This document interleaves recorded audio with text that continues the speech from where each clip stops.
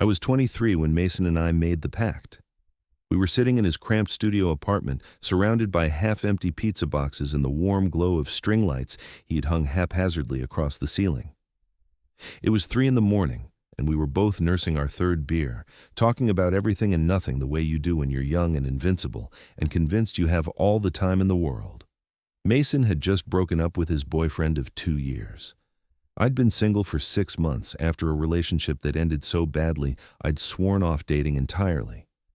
We were both feeling sorry for ourselves in that melodramatic way people in their 20s do, like we were the first people in history to experience heartbreak. That's when Mason turned to me with this crooked smile he had, the one that always made my stomach do this weird flip I never wanted to examine too closely. He said, "What if we're both still single at 65? What if we end up alone?" I remember laughing, but it came out hollow. The thought had crossed my mind more than once lately. I told him 65 seemed impossibly far away. We'd be different people by then. Old people.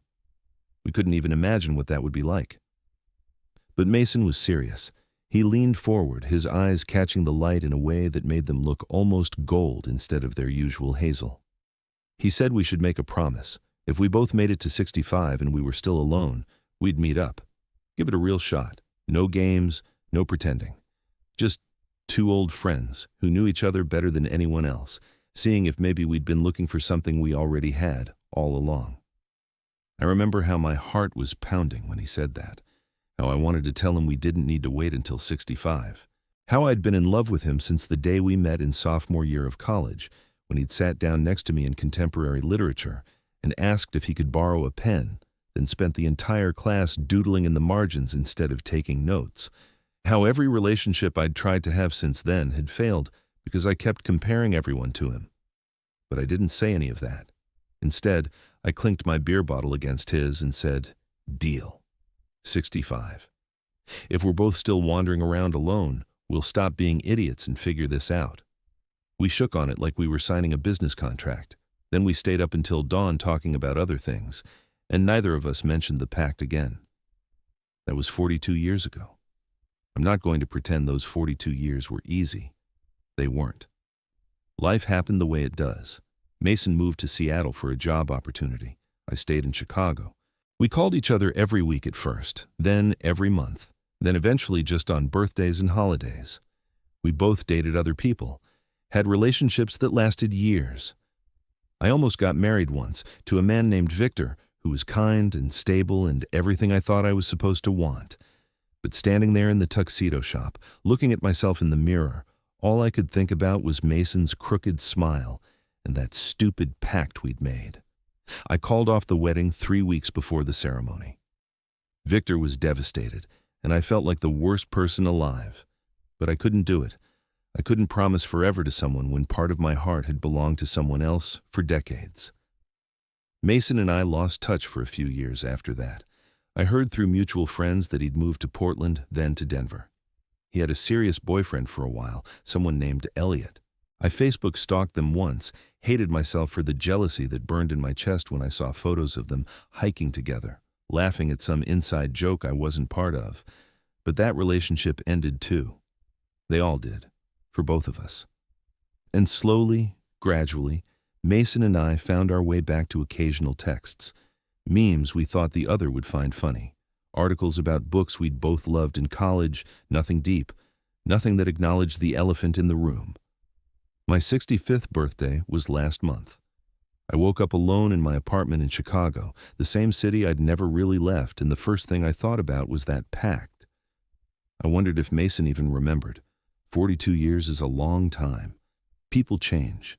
Promises made at 3 in the morning when you're 23 don't mean anything in the real world. I made coffee and tried not to think about it, but all day, every time my phone buzzed, my heart would jump. It was never him. Just birthday messages from my sister, from a few friends from work, from my neighbor who always remembered everyone's birthday. By evening, I'd convinced myself I was being ridiculous. Of course, Mason hadn't remembered. He probably had a whole life I knew nothing about. Maybe he'd finally found someone who made him happy. Maybe he'd forgotten about me entirely, except as some vague memory of a friend from college. I was sitting on my couch, halfway through a bottle of wine and a documentary about penguins, when my phone rang. Not a text, an actual phone call. I almost didn't answer because who calls anymore? But something made me look at the screen.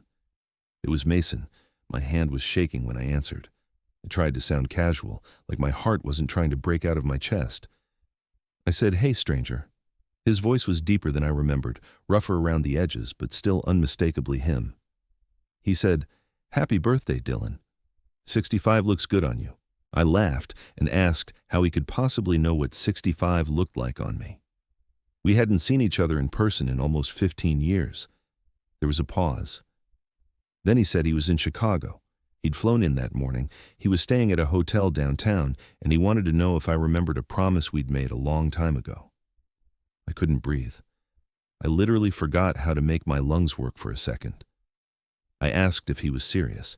He said he'd never been more serious about anything in his life. He'd been thinking about it for months, working up the courage. He'd almost talked himself out of it a dozen times. But he got on that plane because he needed to know, needed to see if maybe, after all these years, after all the almosts and what-ifs, there was still something there. I told him to give me his hotel address. I'd be there in 20 minutes. I made it in 12. The hotel was one of those boutique places in River North, all exposed brick and mood lighting. My hands were sweating as I walked through the lobby. I caught sight of myself in a mirror and almost laughed. I was 65 years old, with gray in my hair and lines around my eyes, wearing jeans and the first sweater I'd grabbed, and I felt exactly like I had at 23, nervous and hopeful and terrified. Mason was waiting in the lobby. I saw him before he saw me, and for a moment I just stood there, taking him in. He'd aged, obviously. His hair was silver now, cut shorter than he used to wear it. He had glasses, wire-rimmed ones that somehow made him look distinguished. But he was still Mason. Still had that same way of standing, weight shifted to one hip, hands in his pockets. Still had that same energy that had drawn me to him 4 decades ago. Then he turned and saw me, and his whole face lit up with that crooked smile, and I was 23 again, sitting in his apartment, falling in love and too afraid to admit it. We stood there staring at each other for what felt like hours, but was probably only seconds. Then Mason crossed the lobby in 5 long strides and pulled me into a hug. He smelled different than I remembered, his cologne more expensive, but underneath it was something familiar, something that felt like coming home. He said I looked good. I told him he was a liar, but I appreciated it. We both laughed, and some of the tension broke.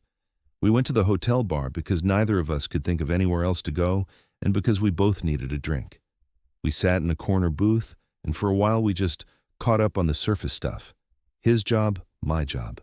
His apartment in Austin, my apartment here.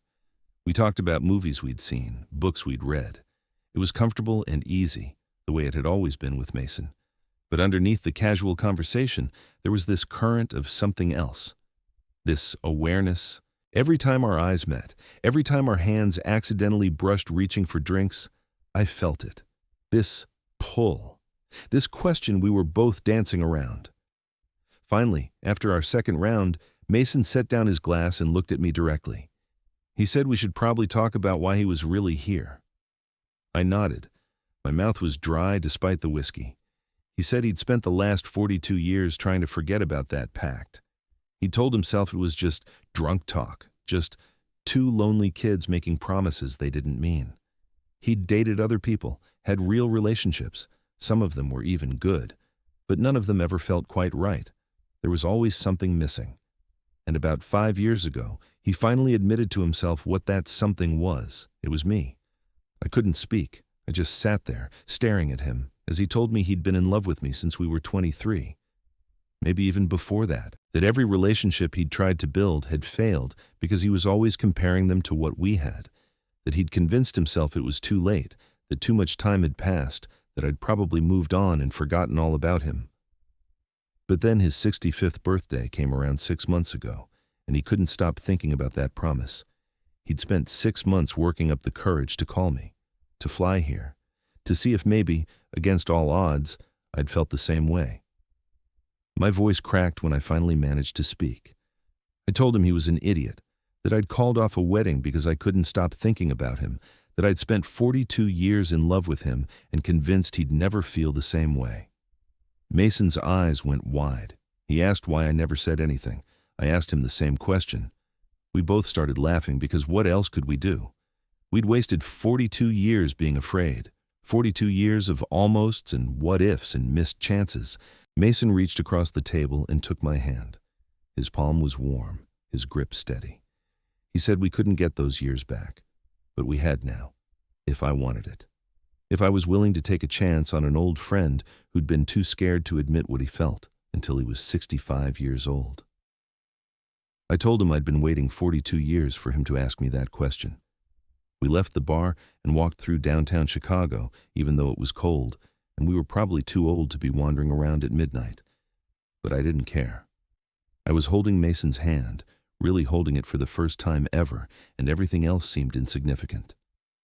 We talked about everything we'd been too afraid to say for 4 decades. All the moments we'd almost told each other. All the times we'd wanted to reach out and didn't. We talked about fear and timing and how stupid we'd both been.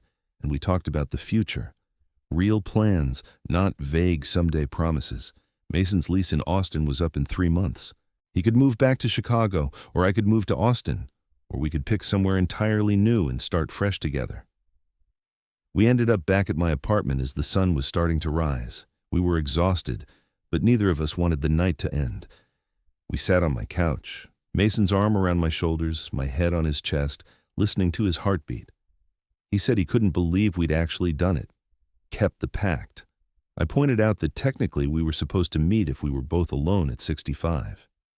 His birthday wasn't for another 3 months. He was still 64.